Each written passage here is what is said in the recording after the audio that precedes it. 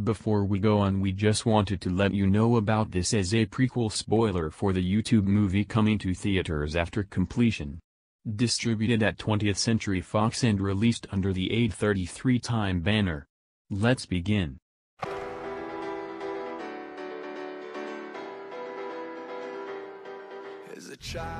Life felt like a much unspeakable figure. General Worak, a 29-year-old soldier who cared for his 3-month-old daughter, Carolyn, had arrangements for his folks to have a nice day and go on by. While he was taking care of his daughter and watching TV, he was alerted by a news report from the Fox network about the Nether King, who had just terrorized the 2 realms of Minkershia, a village in Minecraft home to Super Frio. The news was followed by a terrifying news report about an ancient evil known as the Terror Queen, who was the most feared conqueror of chaos. When the Nether King was defeated by Super Frio, General Worak paid a visit to Minkershia, having hired somebody to look after his daughter. The kind general met Super Frio and talked to him about his battles and how they all ended, in which the bad guy always fell to their demise. The defender of the 2 realms himself spoke to him about how he knew the Terror Queen. Knowing that Super Frio wouldn't be able to fight her alone, he was informed by his friends, the End Dimension King and Martin of the End Dimension. When Rock left, Super Frio declared that no threats shall come to Minkershia again. Knowing about the attempts and success of the Nether King's death and the return of his son, a villager in a green suit moved to Minkershia as the years went by and Caroline got older. He set up some blueprints for a different kind of house. One that had 4 identical houses on each side of a huge circle. At the center of the circle lay the 9 beacons of treachery, which had the ability to open a portal to another YouTube universe, in which they would suffer greatly. When the Terror Queen threatened Rock's people, the general had them all moved to a safe place where they would be safe. They built a bridge over a fiery lava river pit below. After crossing, they built a settlement of a village like Super Frio's home, hoping that Super Frio would stop by and visit someday. They dubbed the settlement the Terror Queen's rival village, knowing that the Terror Queen wouldn't be able to go there. The Terror Queen herself knew that if she were to go there and capture Carolyn, the general's daughter, she would have to conquer more lands. For a time, she did have some love interest with the Storm King, who was the conqueror of a dozen lands, destroyer of a dozen more. On occasion, she and the Storm King would terrorize some lands together. But that changed after the Storm King was defeated in Canterlot, in point that he was dead too. Enraged by the Storm King's death, the Terror Queen had to threaten the Pony World in Equestria too. But it backfired after Cozy Glow had sucked all the magic from Equestria. So the Terror Queen needed to make plans for Plan B as she was still after Carolyn. Sometime after Cozy Glow was imprisoned in Tartarus for her actions, the Terror Queen had an idea. Her servant Snake, who was the right-hand henchman on the job, let all of the monsters and Cozy out, although she had the plan to destroy the Pony World backfired. Immediately, that's how some of the girls transitioned in modern-day times, as they were identical to the people from the Equestria Girls' world. But when their defeat took place, the Terror Queen had to change plans, still upset about the defeat of the Storm King. When she met Queen Chrysalis, they got along real well, knowing that they had a few things in common. While her servant Serpent had an admirationship with Cat, he knew that they both had the same ability. Ka was then brushed off by a delivery guy who was on his way to Minkershia for a delivery package, for the green shirt guy in Minkershia, 4 of them in fact, Sand Dunes, of course, which were his brothers from centuries ago. The Terror Queen was ready for her next plan, to enslave some girls and kill off more of the population than Thanos, in which of course the death wave did not affect her, unless she was defeated. But let's talk about that for another time. While half the universe was wiped out and Stan Lee died of old age, having been the creator of the Marvel Comics, Thanos sometimes met up with the Terror Queen, which he found her plans interesting. But sometime after his defeat and the Avengers were full again, the Terror Queen was outraged by it as well. Still, that didn't stop her plans of mind-controlling other females. But she wasn't the one to do it. She knew who. Her servant Snake. With his cat power, he would stumble upon and slash or encounter a few girls that he hadn't met before, always sometimes complimenting them on how they look, much to their confusion and overwhelmance. With coiling, he would often compliment about their eyes before hypnotizing the poor girl, turning her into an obedient slave for the Terror Queen, in which they would be rewarded with a nice massage. One day, he did the same thing to each girl in a tribe, in which they wore the same clothing, had the same styled hair and had braids, but each girl's hair and braid had a different color.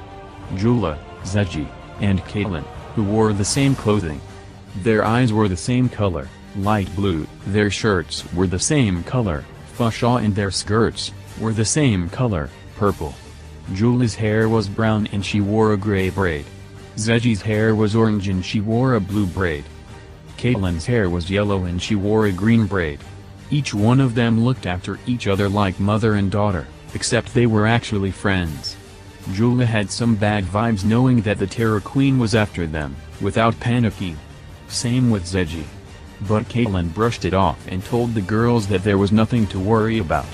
But what she didn't know was that she was caught in a huge crowd who were unfortunately mind-whipped by Sunset Shimmer's mind control wave, from when she turned into a demon and controlled everybody a few years ago, causing their eyes to turn full glowing lime green. But Captain America shielded off the effects and everybody was back to normal, even Caitlin, who clearly had no idea what just happened. Through Jula's eyes, the Terror Queen did this, but it was actually something from years ago. As Caitlin was taking a stroll, she accidentally met with the servant Snake, who talked rather dark but friendly to her. She weirdly introduced her name and that's where things got steamy. She was coiled up as the serpent complimented her eyes, but as she said thanks, she nervously tried to break free, but she got hypnotized instead as the snake revealed some spirals from his eyes, in which her eyes mimiced the spirals filling up her eyes. The spirals were in the colors, purple, red, gold and green in that order. The serpent massaged her and gave her the commands to be loyal to the Terror Queen. A hypnotized Caitlin repeated the command in a soothing tone. Her eyes still colored with the spirals, she stared off into nothingness. The Terror Queen would be so proud. Sometime later, Jula went off looking for her friend, but the servant Snake. She demanded for him immediately to tell her where Caitlin was, but the snake just glared at her with a smile asking if he would really tell her. Once she crossed her arms, the snake hypnotized her with the same colors from before and coiled her up to her shoulders. She would now never take her filled spiraling eyes off the colors. He then placed her right next to Caitlin, where the two girls, hypnotized, were put together, that began to smile, begging at the same time for him to show him the colors more. After some time, the servant Snake told the girls that they would forever be loyal to his mistress. The girls repeated this in a soothing tone, still hypnotized and smiling. When Caitlin was put to work, Zeji wondered where her friends could be. She, unfortunately for her, found Jula half asleep as she witnessed the spirals. That's when the servant Snake surprisingly showed up in front of her and showed the same spirals, which tried to back off, but Jula told her that a hypnotized slave wouldn't be so bad. Now Zeji was hypnotized just like her friends. The Terror Queen showed up and kneeled to her new slave, massaging her hair as she told her that from then on, she would be her permanent slave. She repeated this to the Terror Queen in a soft tone and the Terror Queen showed her evil grin. Traumatized by this, many people started to panic. Finally, General Rock had decided that he had had enough. So he hired a military to protect the village from harm, led by Colonel Rick, along his second-hand men, General Samuel and Sergeant Frank, who is completely stupid for burning his dinner constantly.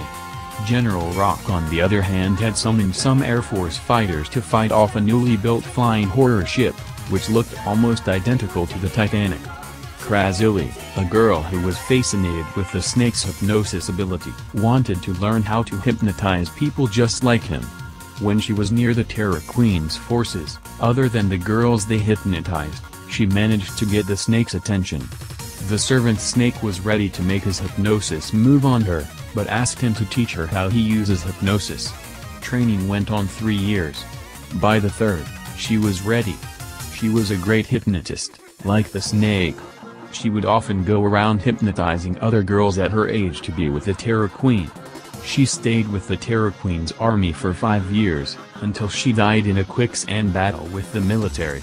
She was killed by Sergeant Frank, who punched her into a pit of quicksand. The Snake tried his best to save her, but it was too late. Meanwhile, 2 girls named Tough Berry Della and Turi, sisters, had lost their family years ago and they were at ages 10 and 9. Turi had a pet bunny rabbit named Jumpster, who had a big heart. He knew that YouTube would have a celebration within a few weeks. He also knew the Terror Queen was a Dark Lord. We wanted to keep his friends safe from her, so he followed them somewhere he suggested that was safe. But General Rock knew that her daughter's innocent power was in trouble, knowing that, as long as her army, she would be a female bloodthirsty, cold-hearted, brutal tyrant, and that's the entire backstory of the Terror Queen. Hope you guys enjoyed, despite this being very creepy. I'm George and I'll see you next time.